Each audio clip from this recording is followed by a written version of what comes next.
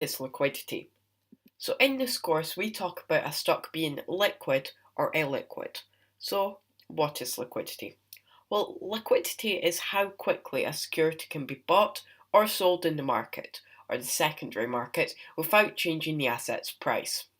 So market liquidity refers to how liquid the whole market is, such as the stock market, the real estate market, etc., which allows assets to be bought and sold at stable prices. So cash is the most liquid asset, while real estate and such are quite illiquid. So for example, if you're purchasing fine art, it will be very hard for you to resell your fine art quickly and turn it back into cash. However, with cash, you could buy a piece of fine art very easily. So cash is considered the most liquid asset as it can be quickly changed into other assets. So for example, if you want a table for $800, you can purchase it very easy with cash.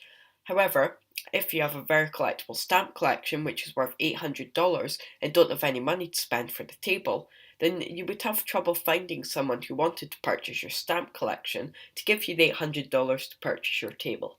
So market liquidity. The stock market is described as being very liquid. If an exchange has a high volume of trade, which is balanced and is not dominated by selling, the price a buyer offers per share and the price a seller offers per share are equal. So they're both willing to accept that the numbers will be very close together.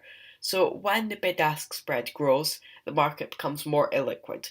So different securities on the market have different liquidity levels. So for example, the penny stock market is highly illiquid due to the volatility involved, whereas the forex market is very liquid and has a higher trading volume than the entire stock market itself and trades billions of dollars worth of currency per day.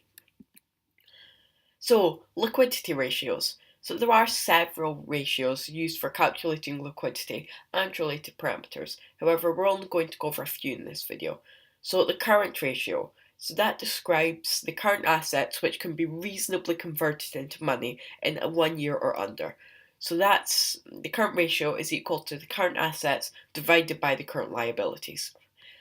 And the acid test is more strict and excludes inventories and other assets, which are not as liquid as cash, cash equivalents, and other things. So this is a more complex formula, and the acid test ratio is equal to cash and cash equivalents plus short-term investments plus accounts receivable divided by current liabilities. So the cash ratio. The cash ratio excludes accounts receivable, inventories, and other assets. So this ratio assesses an entity's ability to stay solvent in the case of an emergency. So for example, if the company is close to bankrupt, then you can see how the company would react to such publicity and so on and so forth. So even very profitable companies can run into trouble if they do not have liquid assets to react to unpredictable events.